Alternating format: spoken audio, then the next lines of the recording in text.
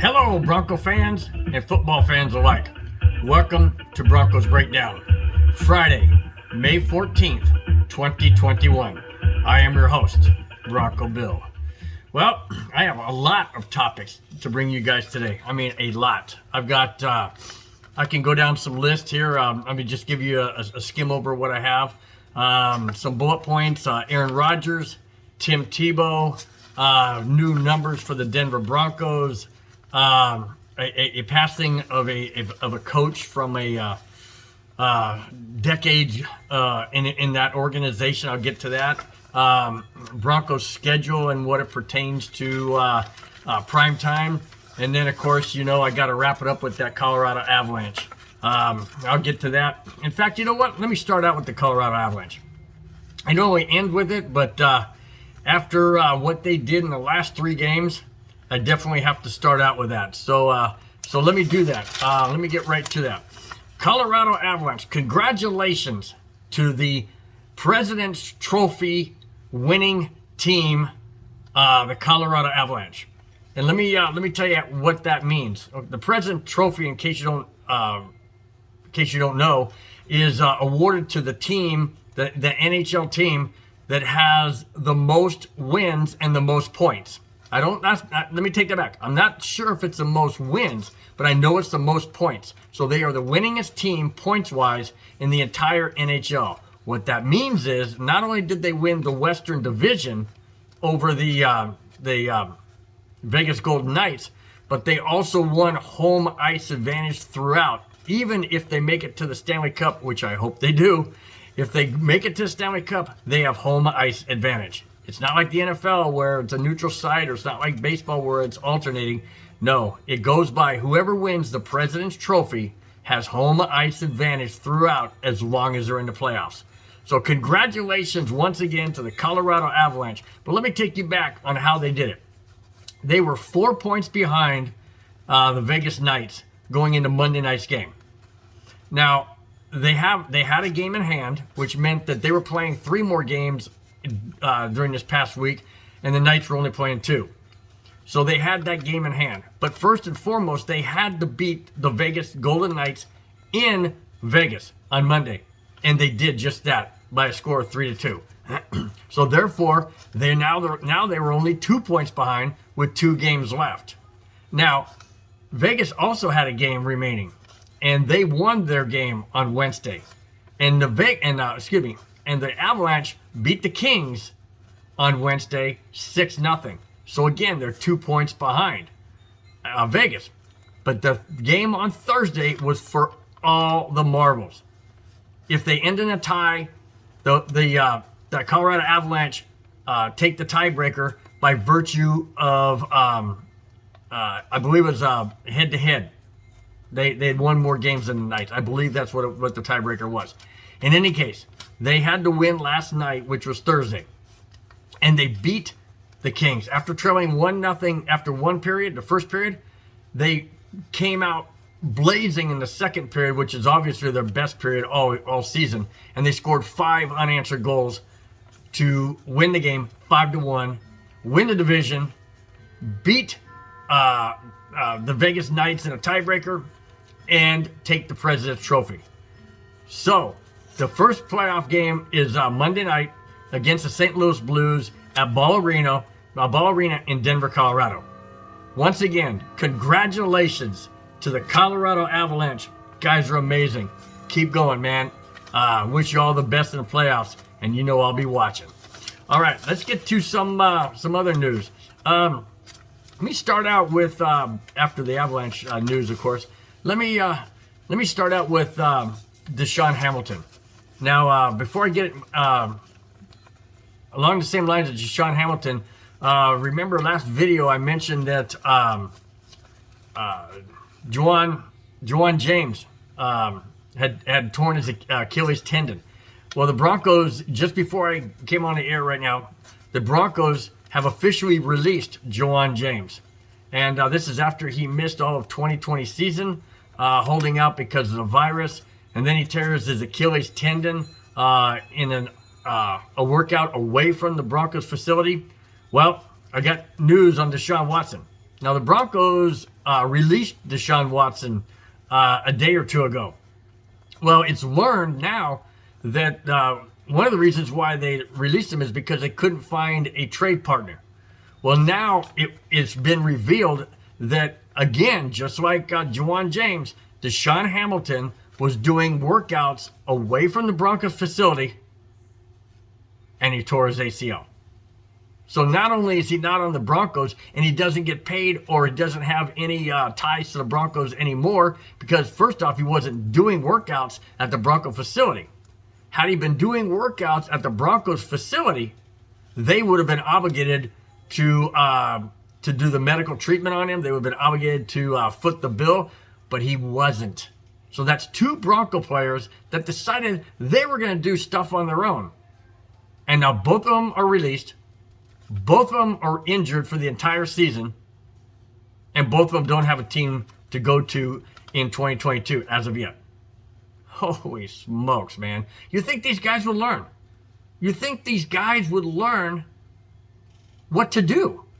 I mean, again, I mentioned it in my last video, guys. If I get injured away from work and not during work or at my work facility, I don't get workman's comp. Well, that's basically what Deshaun Hamilton and Juwan James don't have. They don't have workman's comp, in essence. It's not called that, but they don't have that basically because they did it away from the facility and away from the organization. Stupid. Why are they taking that chance? Who knows? But obviously their career, possibly Deshaun Hamilton's career is over, because I don't know who's going to pick him up. He's really not a household name. And then Juwan James, well, that was just a mistake from the beginning. But anyways, that's the news on both of them. They are done for the year, and both have been released by the Broncos. All right, let me move to some Aaron Rodgers news. Aaron Rodgers seems to be in the news every single day, whether it's just rumors that are floating around, whether it's whatever he's doing. Well, according to a source on Twitter, his name is Barry McCockiner, Aaron Rodgers flew in a private jet to the Green Bay facility to meet with the Packers GM Brian Gutekunst. I hope I'm saying that right. Sources within the building say, however, that Rodgers and Gutekunst had to be separated by security. Now, you know it's heated in that room. You know that Aaron Rodgers is spitting nails. He's angry. He's angry at the Packers GM. He's angry at the Packers coach, because it goes back to last year, guys. This is over a year of feuding. It goes back to last year when they drafted Love. Now, I can't blame him per se. I mean, he feels disrespected. He feels like a slap in the face for everything he's done. I get that. I totally get that. And he's so angry and so bitter, he's willing to walk away. Well, on that note of Aaron Rodgers supposedly, well, not supposedly, but in his words, he's not going back to Green Bay. The Packers have signed a one-year agreement, or come to a one-year agreement, with quarterback Blake Bortles. Now, Blake Bortles, he's obviously a veteran in the NFL, and he knows the game, and he's a decent quarterback. And the reason why the Packers signed him to that 1 year is because they don't know what Rodgers is going to do. Rodgers says he's not coming back. Packers say they're not releasing him. So they bring in Blake Bortles because they have to have a veteran quarterback in that room, because Love is not really ready to take over the reins. Now, they could throw him into it. They could tell him, okay, you're our starting quarterback, you're our franchise, we're moving on from Rodgers, blah, blah, whatever, and then throw him to the Wolves. Because you know the Vikings would tear him up. You know the Bears would tear him up. And any other team that the Packers play that has a decent pass rush is going to tear that kid up. So, of course, you got to bring in Blake Bortles, or a veteran, which they did. So, it looks like the feud is still going. Obviously, the feud's still going. And the Packers GM is digging in, and he's not giving in. And Aaron Rodgers is not giving in. And on that note as well, Aaron Rodgers has reportedly, because the Packers and Rodgers are so far apart, that he's been talking to, whether it's current players, whether it's players on other teams that are free agents. I don't know that. It's not been released. But he has talked to several players and trying to recruit them to join him on another team. Now, that other team hasn't been mentioned. But what has been mentioned is that Rodgers has been talking to several players, trying to recruit them to go with him wherever he goes. Now, wherever he goes is not going to be back at Green Bay. It can't at this point. Rodgers will look like an absolute idiot and would have total disrespect. He would have total disrespect from his teammates. He'd have disrespect from the media. How can you say you're not going back to a team and then you go back? But he is recruiting, or has been trying to recruit, players to go to another team. Now, Ian Rappaport says, we know that Rodgers has talked to several players about joining him somewhere else. However, the Packers have stated they have zero interest in trading Rodgers. So the standoff continues. This is like a soap opera in the NFL. This is crazy.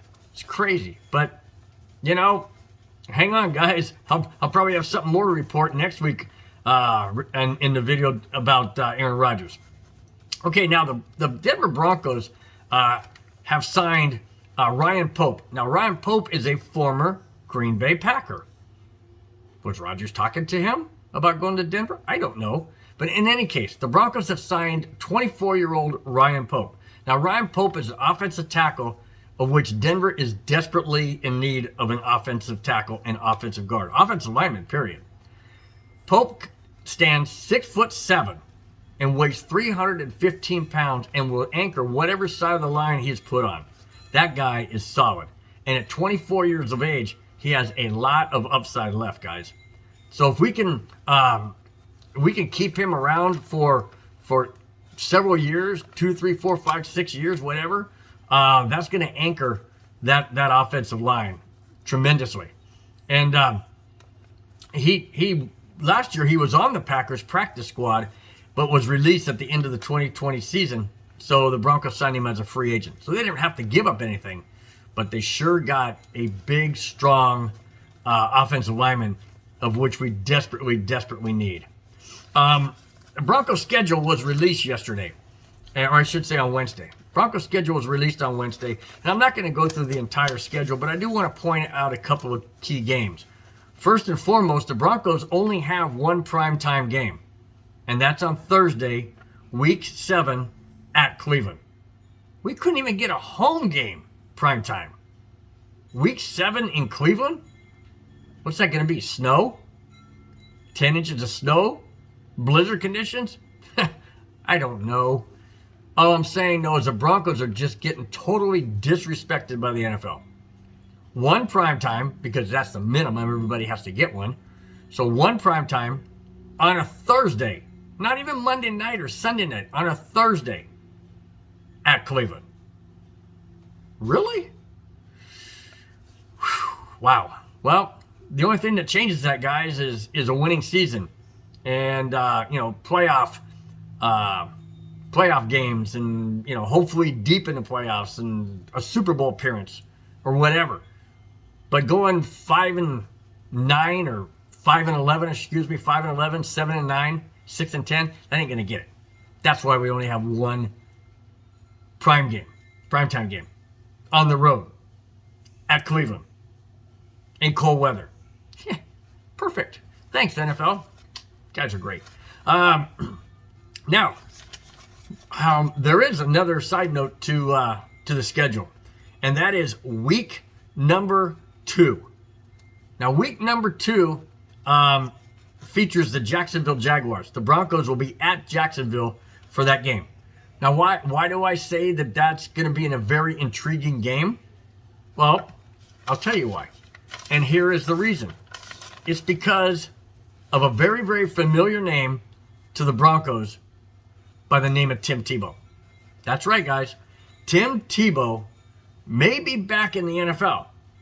Head coach Urban Meyer of the Jacksonville Jaguars hasn't officially signed Tebow, but the news could come as early as Saturday or Sunday, announcing whether they have signed him or they won't sign him. Now, wait a minute. Tebow's not coming in as a quarterback. That's reserved for the number 1 draft pick. That's not Tim Tebow, although the Broncos drafted him as their number 1 pick. But Tim Tebow is going to come in as a tight end. That's what he worked out as. Some of Urban Meyer's assistant coaches said that he looked in phenomenal shape. He's got great hands. He's got great ball skills. And you know what? On a goal line decision or goal line opportunity, let's say Jacksonville has a ball on the 2-yard line.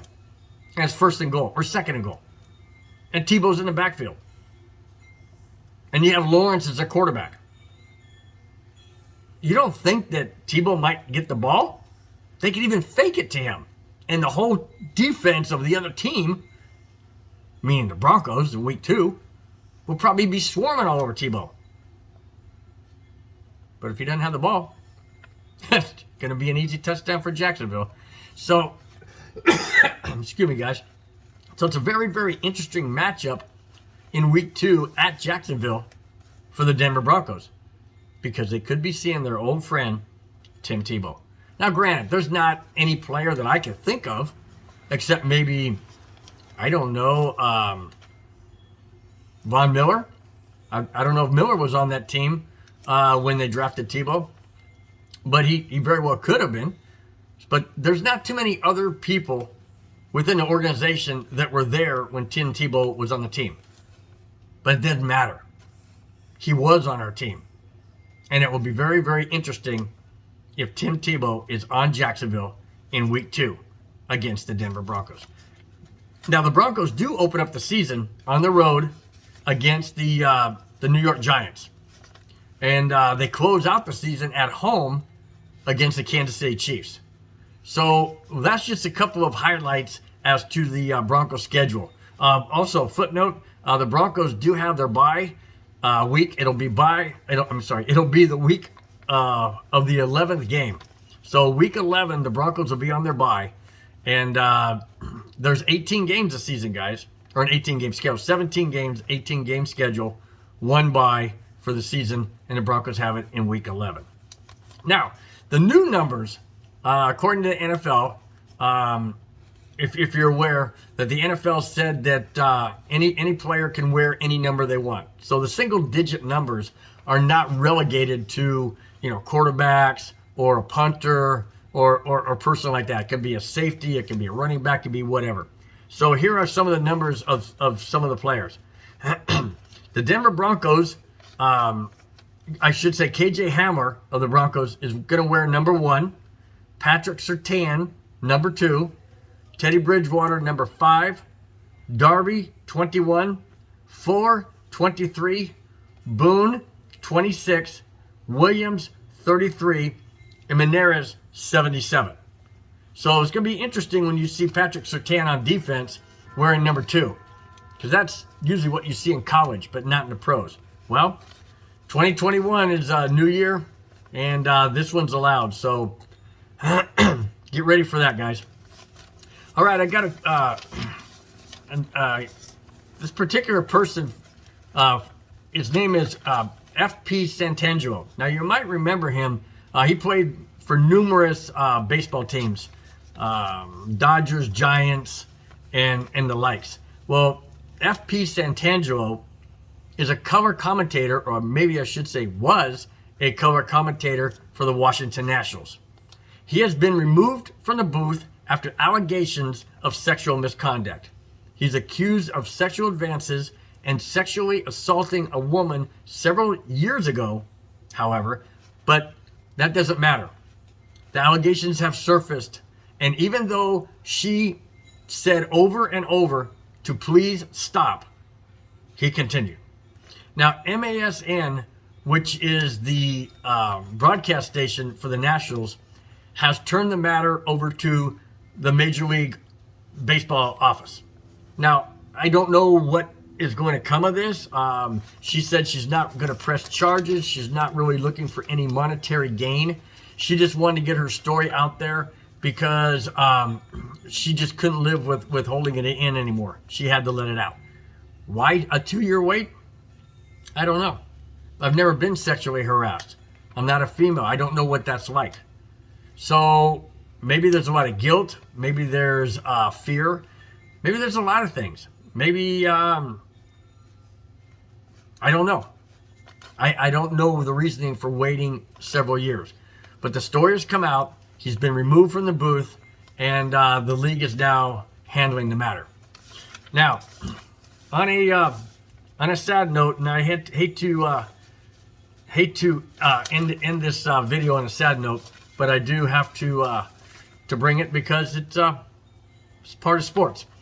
Longtime Minnesota Vikings offensive coordinator and former head coach of the Vikings in the 60s and through the early 90s has passed away. His name was Jerry Burns. He was a major contributor and instrumental in the Vikings Super Bowl appearances, which are 4 total in the 70s. He was our offensive coordinator during the 70s. The Vikings were a solid team. 4 Super Bowls they went to, albeit they didn't win any of them, but still they went to 4 Super Bowls in the 70s, which is a very remarkable achievement. Jerry Burns was 94. He was with the Vikings for over 2 decades, and like I said, was very instrumental in their Super Bowl runs. He was very instrumental in who the Vikings are today. Jerry Burns, you'll be missed. That's it, guys. That's all I got. I hope you guys have a wonderful weekend. I hope you have a wonderful sports weekend. And until I talk to you next Friday, go Avalanche, beat the St. Louis Blues, take them down, and let's move on and let's get this Stanley Cup. But one series at a time. And that series starts Monday. Thanks a lot, guys. Thanks for watching. Take care. We'll talk to you next Friday. Have a great weekend. Bye-bye.